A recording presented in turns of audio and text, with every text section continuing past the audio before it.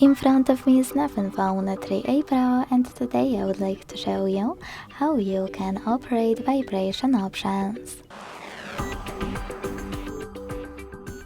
Begin by opening Settings and scrolling down to click on Sound and Vibration. Then scroll again to hit Vibration here and operate all of those switches next to all of those features to enable or disable vibrations for them.